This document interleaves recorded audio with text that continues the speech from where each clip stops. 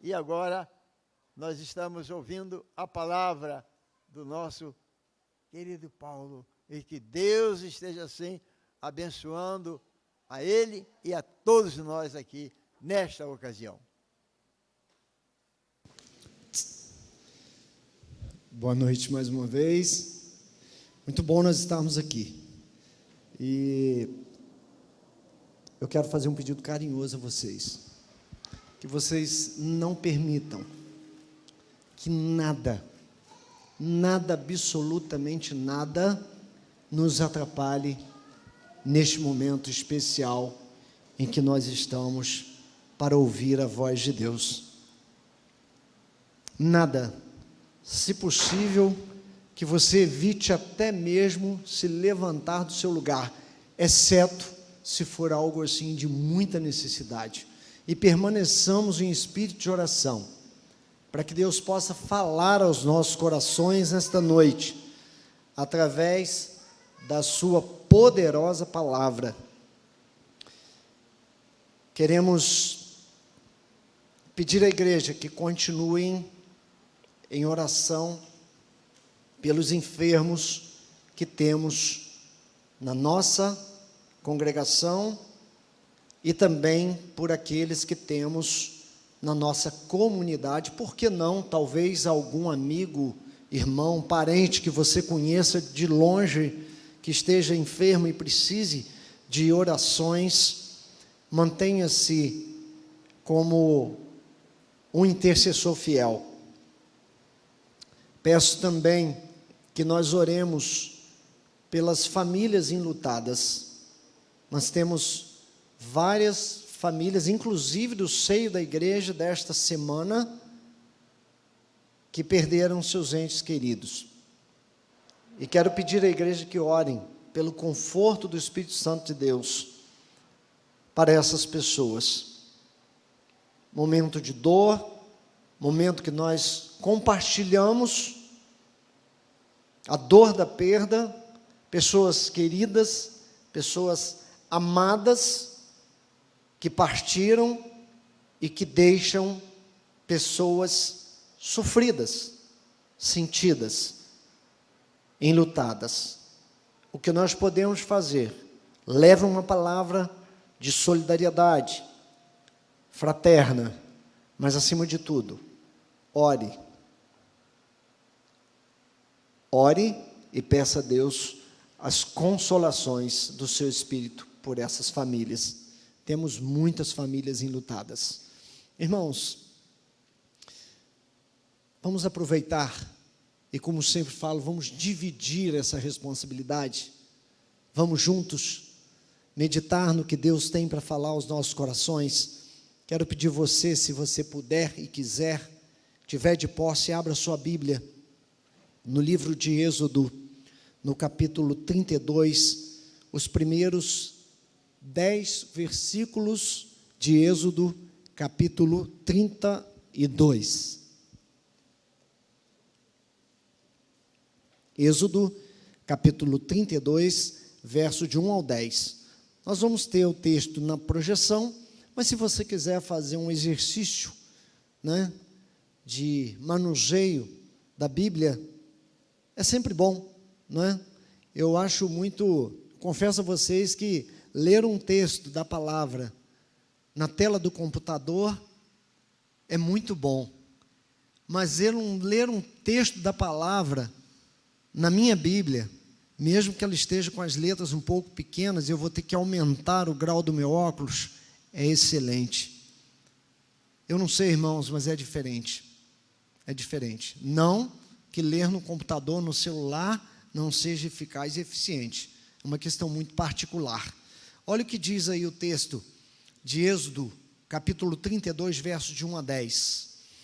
Mas vendo o povo que Moisés tardava em descer do monte, ajuntou-se o povo a Arão e disseram-lhe: levanta-te, faze-nos deuses que vão adiante de nós, porque quanto a este Moisés, a este homem que nos tirou da terra do Egito, não sabemos o que lhe sucedeu. E Arão lhes disse: arrancai os vossos pendentes de ouro, que estão nas vossas orelhas de vossas mulheres, e de vossos filhos, e de vossas filhas, e trazei-mos. Então todo o povo arrancou os pendentes de ouro que estavam nas suas orelhas, e os trouxeram a Arão. E ele os tomou nas suas mãos, e formou o ouro com um buril, e fez dele um bezerro de fundição. Então disseram: estes são teus deuses, ó Israel, que te tiraram da terra do Egito.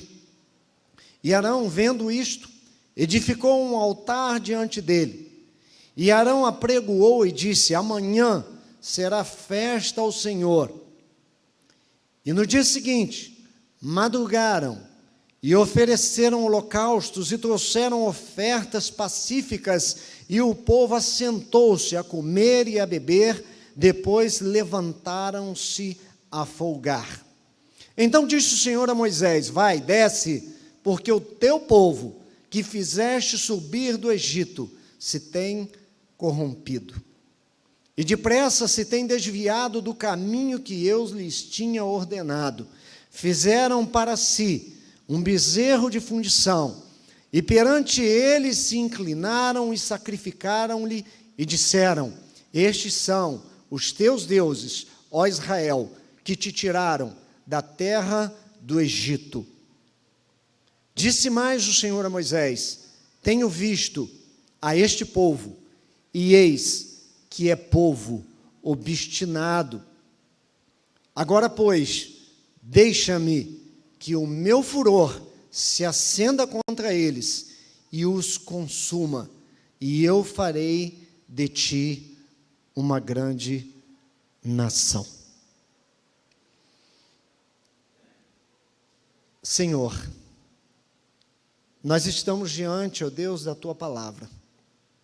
Nós cremos no poder que emana dela e sabemos que sem a tua presença, sem a atuação poderosa do teu Espírito, jamais entenderemos coisa alguma. Portanto, nós que aqui estamos, lhe pedimos humildemente, fala aos nossos corações, em o nome de Jesus. Amém. Queridos irmãos, nós estamos diante de um texto que eu creio que seja conhecido de todos ou de muitos de nós que estamos aqui. Um texto que traz uma narrativa de um povo que estivera 400 anos escravos no Egito. Aquele povo que, na verdade, queridos, saiu de lá. Antes, o povo que se alocou no Egito com José era um povo que tinha muitas experiências com Deus, mas à medida que esse povo foi morrendo e nascendo novos, eles passaram a nascer escravos. Eles não nasceram ali de forma livre.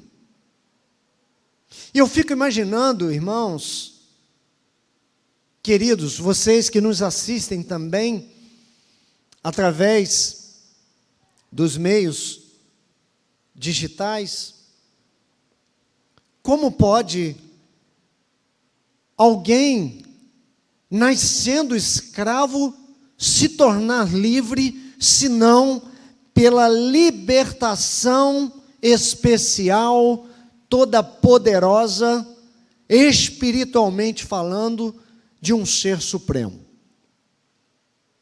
O que eu quero dizer para vocês é o seguinte: no contexto, Moisés, a narrativa do texto diz: mas vendo o povo que Moisés tardava em descer do monte de Deus, Monte Sinai. Moisés havia subido a esse monte para receber lá as recomendações de Deus para o seu povo, as orientações de Deus. Mas é interessante também que quando Moisés foi chamado por Deus para subir ao monte para estar com Deus, Moisés não sabia quanto tempo ele lá permaneceria. Na verdade, irmãos, estar na presença de Deus é algo que nos desafia sobrenaturalmente. Nós não sabemos, nós não temos a dimensão de que quando nós vamos estar no encontro com Deus, o tempo de encontro com Deus seja limitado pela nossa humanidade. Eu confesso a vocês que nenhum dos textos que eu li diz que Moisés sabia quanto tempo ele iria passar no Monte Sinai no encontro com Deus. Mas ele obedeceu. Porque Moisés era um homem que falava com Deus face a face, ele via Deus face a face. Moisés sobe ao monte. E lá Moisés, a exemplo de Jesus, lá no texto de Mateus capítulo 4, versos 2, Jesus ficou no deserto 40 dias e 40 noites. Moisés sobe ao monte. Para esse encontro com Deus, irmãos, ele não poderia estar ali com algumas poucas horas para receber uma recomendação de Deus que duraria pela eternidade do seu povo. Já pensaram? A gente via um culto e alguns minutos nós recebemos as orientações de Deus para a eternidade. Pode ser que no momento de culto você se salve para viver a eternidade com Deus, mas jamais será suficiente para você receber toda a energia de Deus, toda a centelha de Deus, para fazer com que você possa trafegar na trajetória de Deus até a eternidade. Aprendi isso lendo esse texto, refletindo nesse texto com Moisés. Por isso, encontros com Deus, não estou falando para ninguém ir para monte, irmãos, pelo amor de Deus, entendam isso. Até porque eu preguei aqui recentemente a respeito disso. Precisamos ser muito criteriosos. E nós precisamos entender que quem subiu ao monte foi Moisés. Deus, ele traçou alguns parâmetros para que o povo não invadisse uma área que, na verdade, não deveria, não era permitido para que eles transitassem. Mas a Moisés não. Deus falou: Moisés, sobe, você vai permanecer aqui comigo. E se vocês quiserem, peguem aí os capítulos anteriores, hoje, amanhã, essa semana, durante essa semana, leiam os capítulos anteriores, antecedentes a Êxodo 32, e vocês vão ver, vocês verão que manancial espiritual de Deus, quantas orientações sábias de Deus Ele nos dá com relação ao nosso comportamento como povo seu. Até para aqueles que ainda não são povo, podem se esmerar nesses textos e buscar aqui as respostas para muitas coisas que talvez vocês não tenham ainda encontrado. Mas seguindo, nós vemos um povo extremamente impaciente. Nós vemos um povo que por apenas alguns dias da ausência de Moisés, sente falta da escravidão com que eles foram gerados lá no Egito. Por isso falei anteriormente, queridos, que ninguém, espiritualmente falando, pode ser liberto da escravidão do pecado, se Deus, verdadeiramente, o Todo-Poderoso Deus, não for com ele, não o justificar, não o purificar. Deu para entender?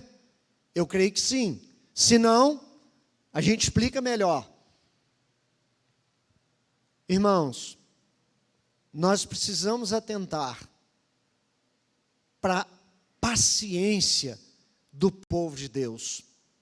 Bastou apenas alguns dias para o povo pedir a Arão, que infelizmente com uma atitude de líder reprovável,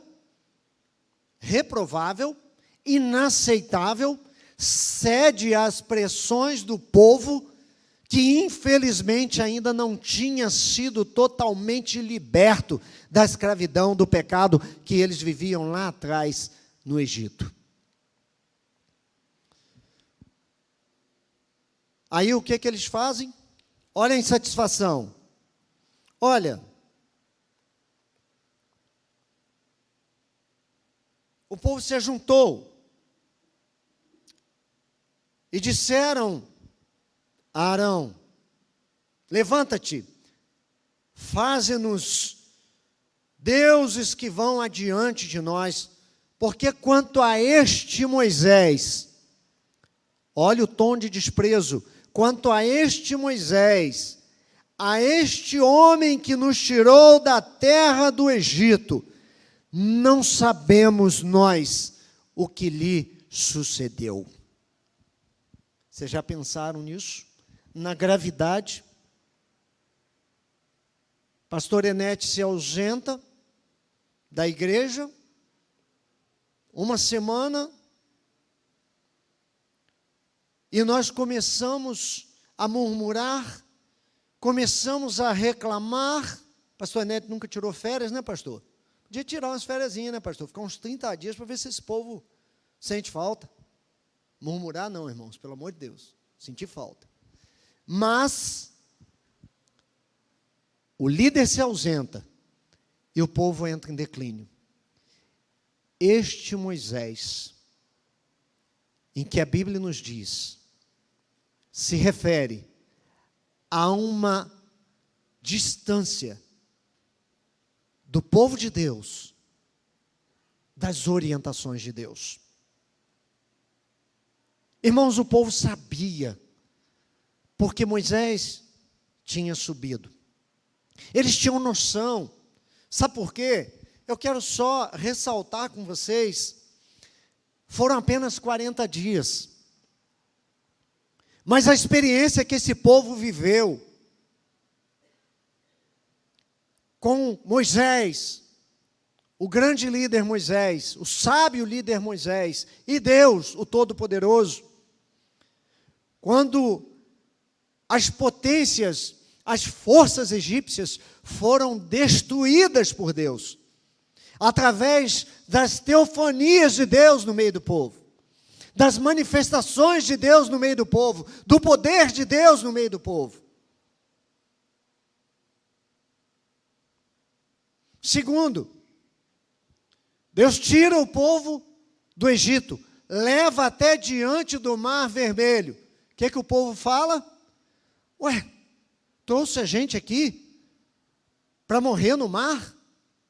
Faraó está aqui, ele e seus cavaleiros, seus homens, poderosos, fortes, nós vamos morrer aqui.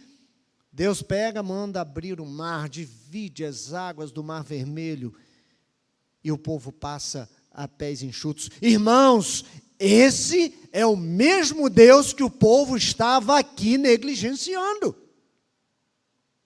Eles se esqueceram de que Deus esteve lá atrás com eles durante a destruição das fortalezas egípcias, durante a travessia do Mar Vermelho, durante os milagres no deserto e na manifestação poderosa de Deus também ali no Monte Sinai. Olha só que situação. Sabe por que eu estou falando isso? Exatamente por isso, irmãos, que a gente precisa atentar. Quando eu coloquei tema vivendo as consequências do bezerro de ouro, eu coloquei visando para que nós atentemos, todos nós, atentemos para apenas uma coisa: ou nós servimos a Deus fielmente, ou nós abrimos fora. Me perdoem a expressão. Sabe por quê, irmãos?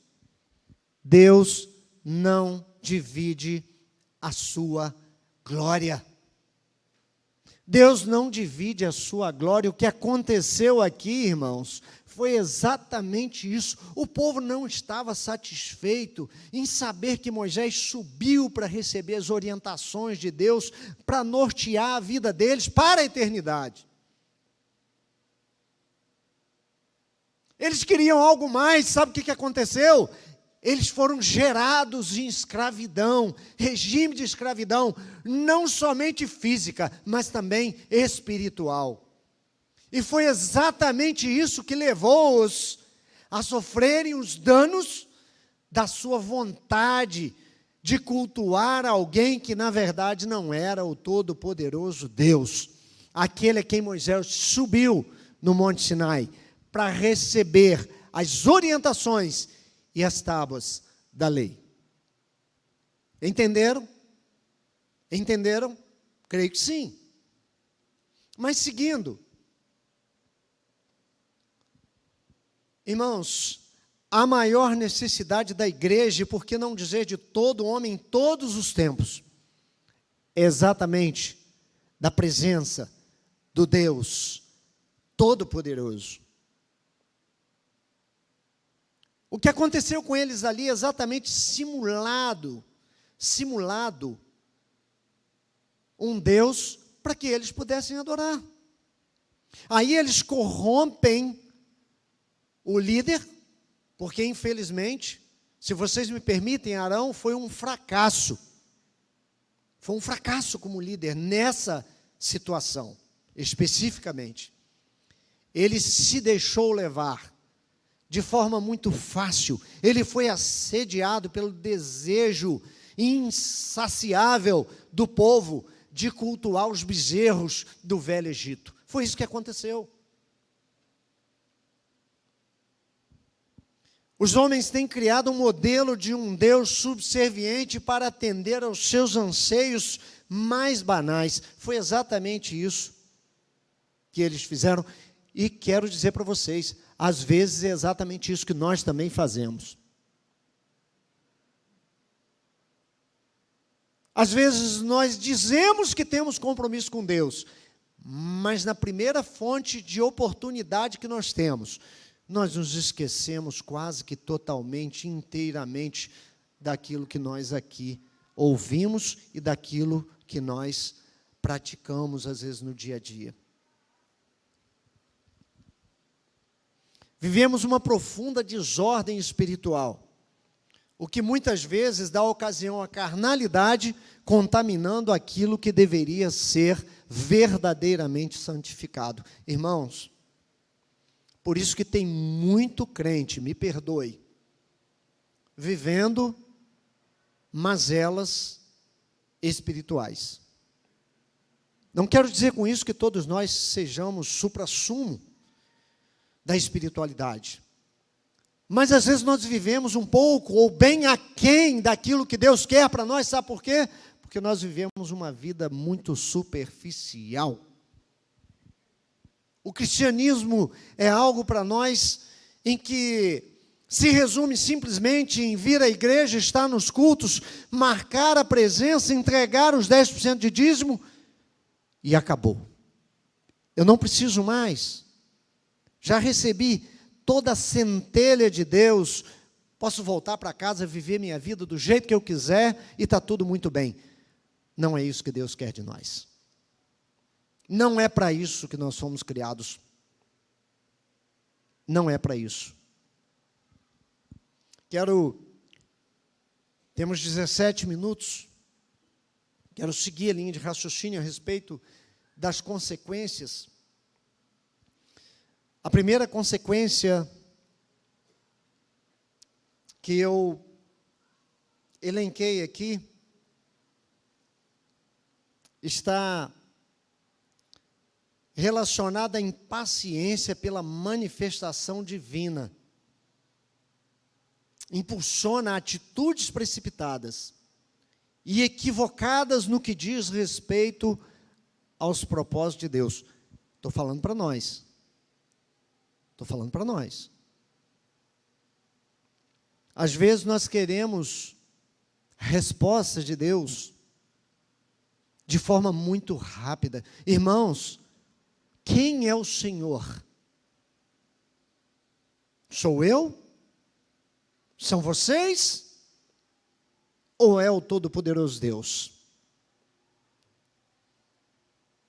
Eu sempre falo, e exercito muito isso, nós precisamos ter paciência e esperarmos no Senhor para que Ele cumpra em nós os seus desígnios, os seus propósitos, os seus anseios. Tem gente que quer dar um jeitinho para Deus. Às vezes está procurando uma namorada, aí ele ora a Deus, pede a Deus, Senhor, me dá uma namorada. Aí a menina, né, a moça, Senhor, me dá um namorado. Mas aí ele pede a Deus para dar um namorado e toma uma atitude para resolver o mais rápido possível, arranjar o mais rápido possível da maneira que lhe é conveniente. Às vezes nós estamos à procura de um emprego.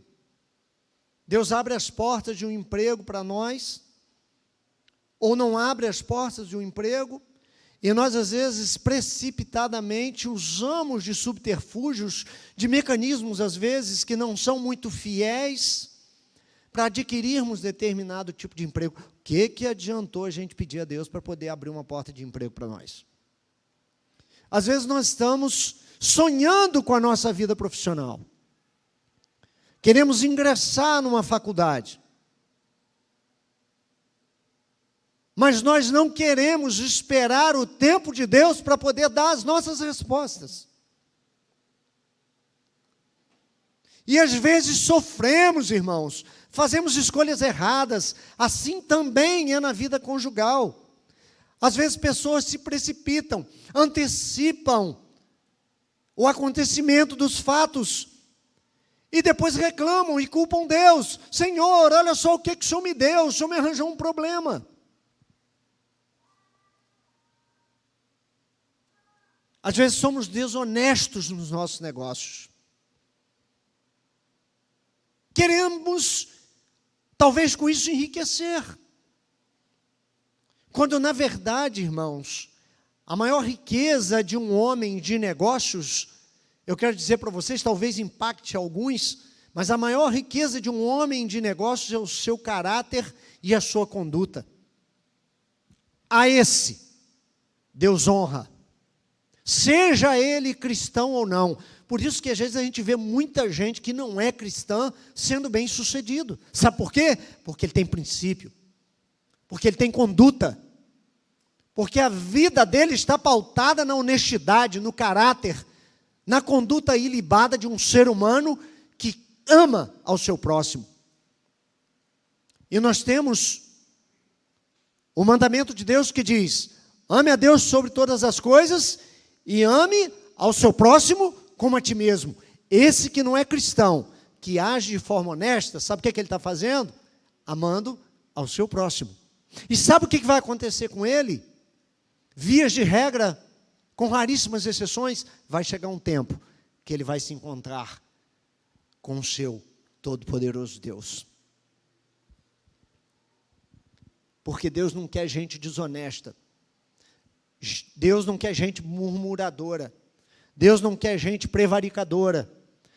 Deus não quer gente de caráter dualizado. Fala uma coisa aqui, fala outra ali. Fala uma coisa aqui, retira o que falou ali. Irmãos, nós precisamos ter bastante cuidado. O que na verdade estava acontecendo com o povo de Israel era isso. Dualidade de caráter. dualidade de espiritualidade. O segundo ponto, o pecado em nosso meio provoca a ira de Deus. Irmãos, quando eu leio o verso 10, e muitos outros versículos, que depois, se vocês quiserem ler os capítulos que eu sugeri, vocês vão ver quantos momentos Deus fica irado. O próprio Moisés, na transcorrência do texto, se ira com o povo, ao ver o povo daquele jeito, tanto que ele quebra as tábuas que ele recebera das mãos de Deus no Monte Sinai, onde ele permaneceu 40 dias e 40 noites, de tanta chateação, de tanta decepção, com o mau caratismo daquele povo. Olha o que diz o verso 10. Agora, pois, olha só, Deus falando com Moisés, porque inicialmente Deus fala para Moisés, esse povo, esse teu povo, Deus estava tão chateado, irmãos, que Deus, ele disse, não é o meu povo, é o teu povo, que você tirou do Egito. Deus estava tão chateado que ele nem queria nem lembrar que o povo saiu do Egito por intermédio do seu poder. Mas ele falou para Moisés, olha, esse teu povo. E ele vira para Moisés e fala, agora, pois, deixa-me que o meu furor se acenda contra eles e os consuma, e eu farei de ti uma grande nação. Sabe o que Deus tinha falado para Moisés? Eu vou destruir essa raça. Aí alguém pode pensar assim, de repente alguém fique chocado em casa. Irmãos, amigos que nos ouvem, nos assistem, Deus é amor, mas Deus é justiça. Nós precisamos atentar para isso. E Ele nos criou, Ele tem poder para passar fogo aqui, exterminar a todos nós a hora que Ele quiser. Porque Ele nos criou, Ele nos possui, Ele pode fazer comigo e com vocês o que Ele quiser. Porque Deus tem todo o poder.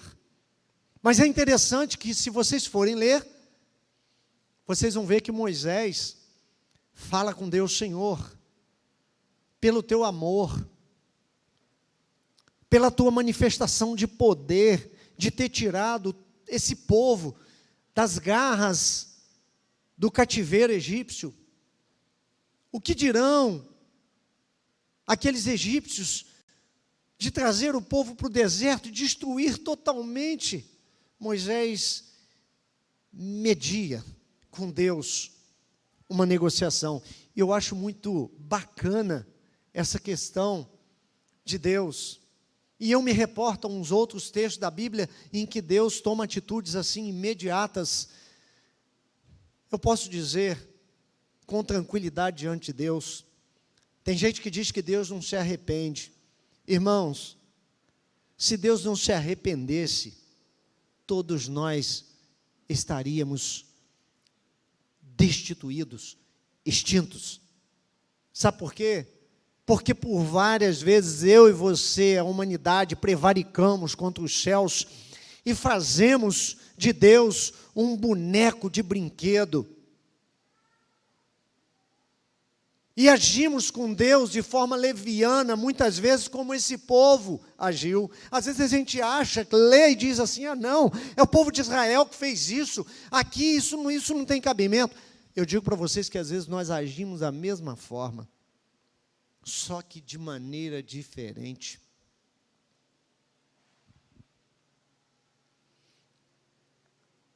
O pecado em nosso meio provoca a ira de Deus. Atitudes precipitadas retira de nós o pouco que nos resta. No verso 2 e 3, você pode acompanhar aí na sua Bíblia. Olha o que diz. E Arão lhes disse, arrancai. Irmãos, ele não falou assim, tirai. Tirai, arrancai. O verbo aqui é muito diferente. No original é algo terrível. Se vocês forem analisar, arrancai, arrancai os pendentes de ouro que estão nas orelhas de vossas mulheres, de vossos filhos e de vossas filhas, e trazei-mos a mim. Sabe o que é que acontece, irmãos? O pouco que restava, vocês sabem que ouro, na Bíblia, simboliza algo sublime. Ouro sempre foi algo marcante, não só na história do povo de Deus, na história bíblica, mas até hoje para nós é. Quem aqui não tem, as mulheres principalmente, né, a gente só usa a aliança de ouro, né? Tem alguns que ousam usar um anel de ouro, eu particularmente não gosto, cordão também não gosto, mas as mulheres se embelezam mais com ouro, e é algo especial, não é isso? As mulheres sabem dizer disso com propriedade. As mulheres, com a sua vaidade, né, elas querem se portar bem. O Tiago está rindo? Prepara para dar um presentão para a Marilane no Natal aí. Então, irmãos, as mulheres gostam do ouro, mas aqui na narrativa do texto, eles perderam tudo que eles tinham. Sabe por quê? Porque simplesmente atitudes precipitadas retiram de nós até o pouco que nós temos. Precisamos caminhar com sabedoria, irmãos. Precisamos ir na direção sábia de Deus para podermos, então, ver a prosperidade de Deus brotar nas nossas vidas. Eu não prego prosperidade, não sou favorável, mas digo para vocês, a Bíblia diz que o indivíduo foi novo, passou a ser velho, em toda a história dele, ele nunca viu justo nenhum mendigar o pão. Sabe o que é isso? Espiritualmente falando, Deus jamais, se você for fiel, vai deixar você passar humilhação, desprezo e privação. Ele vai levantar um abençoado. Se você tiver alguma necessidade, Ele vai trazer alguém até você e vai trazer a bênção, a recompensa da sua fidelidade. Irmãos, nós não estamos pregando prosperidade, nós estamos pregando Bíblia. Bíblia. Deus queria daquele povo um espírito de rendição, de respeito, de adoração sincera, de exclusividade. O que aconteceu com o povo foi exatamente o contrário. Por isso eles perderam tudo que tinham, o pouco que tinham foi perdido. E a gente, lendo o texto, vai entender e vai ver o que aconteceu. Seguindo aí que nós precisamos concluir. O salário do pecado sempre trará a morte como recompensa. Irmãos, vocês lerão o texto depois, mas os registros bíblicos dão conta de que caíram naquele dia, quando Deus chega lá e fala com Moisés, fala ao povo, quem realmente quiser ser fiel a mim, separe-se. E o texto diz que os filhos de Levi correram em direção ao Senhor. E um outro grupo debandou para suas casas. O Senhor mandou que eles dessem conta daqueles rebeldes sem causa, ou rebeldes com causa perdida, porque eles optaram por virar as costas para o Todo-Poderoso Deus. Eu vejo isso em consonância com o dia do juízo final. Irmãos, falo isso sem preocupação, sem ressentimento. Tenhamos cuidado para que nós não estejamos aqui dentro da igreja, vigiemos para que não estejamos aqui dentro da igreja perdidos. Me perdoem a dureza da minha fala. Essa semana eu falei isso com alguém, não me lembro com quem. Nós precisamos ter cuidado, porque às vezes a gente está dentro da igreja, achando que está tudo muito certinho, e estamos caminhando para o inferno, me perdoem. Precisamos assentar diante de Deus. Por isso que Deus mandou, passa ao fio da espada, porque esses não andarão mais comigo. 3.000 caíram ao fio da espada naquele dia. Leiam o texto e vocês vão entender. Gente, mas que crueldade. Irmãos, Deus é Deus. Deus sabe o que vai no meu coração e no seu coração.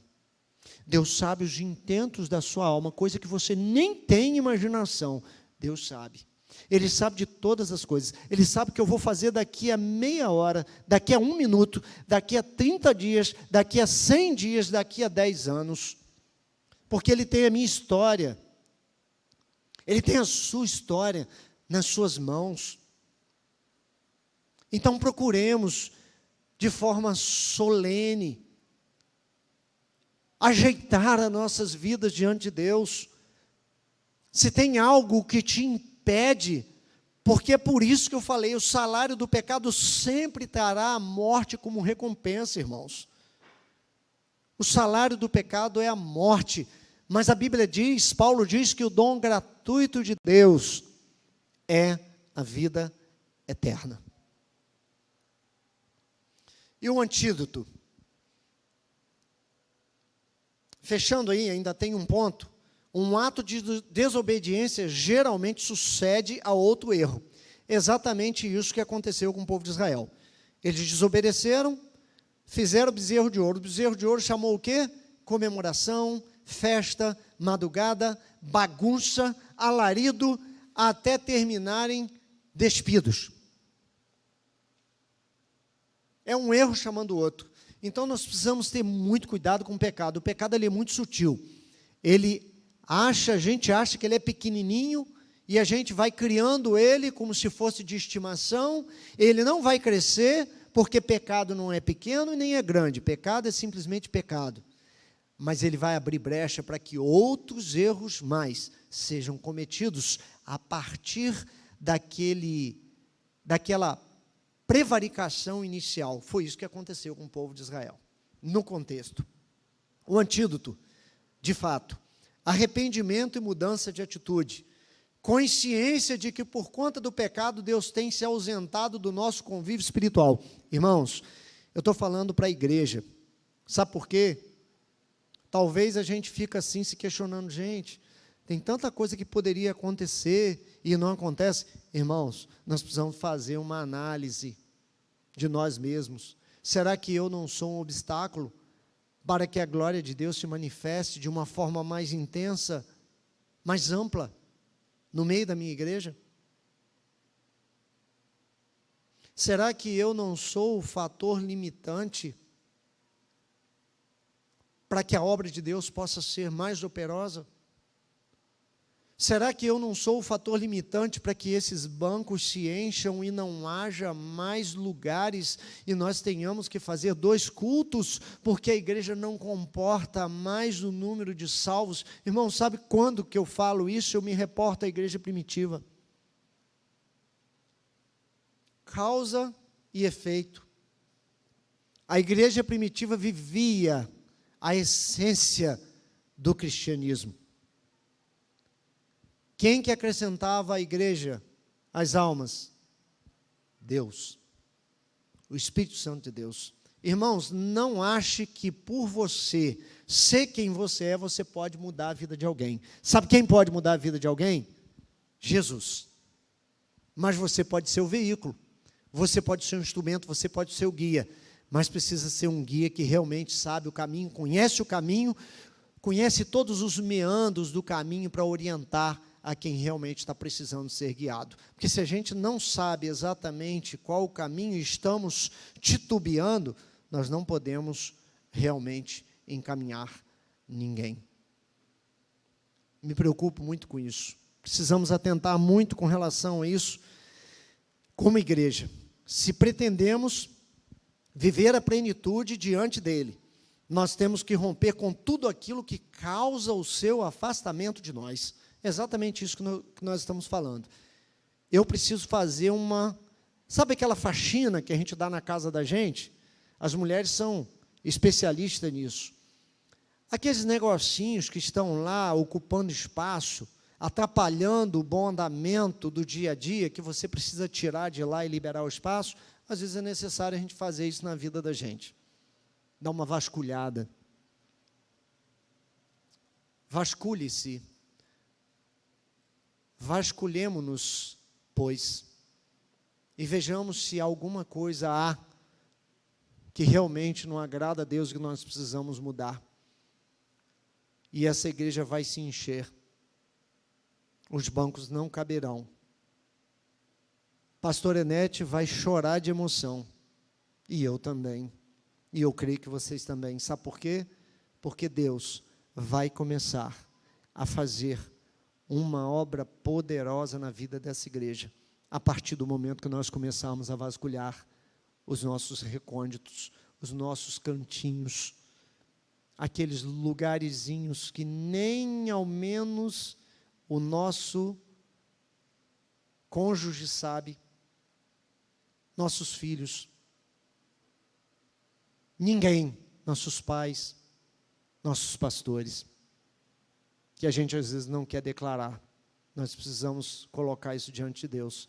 Foi isso que aconteceu com o povo de Israel, quando Deus mandou Moisés, olha, separa o povo. Quando os filhos de Levi tomaram parte com Deus, Deus lhes deu uma nova oportunidade de vida. E foi a partir dali que Deus começou a cumprir o propósito que Ele tinha formado lá com Abraão, lá no início. Concluindo, a contrapartida de Deus. Deus deu garantias. Olha só que Deus maravilhoso. Deus deu garantias de enviar seu anjo e prometeu uma trajetória de vitórias. Está lá em Êxodo capítulo 33, verso 2 e 3, e diz a palavra: e enviarei um anjo diante de ti, e lançarei fora os cananeus, e os amorreus, e os heteus, e os fariseus, e os heveus, e os jebuseus, a uma terra que mana leite e mel, porque eu não subirei no meio de ti, porquanto és povo obstinado, para que te não consuma eu no caminho. Mas ele mandou o anjo. Deus é tão amoroso, que Ele pode estar chateado com a gente por nossos feitos, mas Ele pode mandar um anjo à sua frente para poder te dar orientação. E é interessante que, se você for lendo os capítulos subsequentes, vocês entenderão de como Deus cuidou, tratou o remanescente fiel. E assim foi, e assim será. Deus trata o seu povo. Mas é necessário e indispensável que eu e você, nós, como povo de Deus, queiramos verdadeiramente ser tratados. Que Deus nos abençoe. Que essa palavra possa ficar impressa nos nossos corações e mentes, para que ela produza os efeitos desejados pelo Senhor, para que nós possamos ser melhores. Amém? Pastor Enete.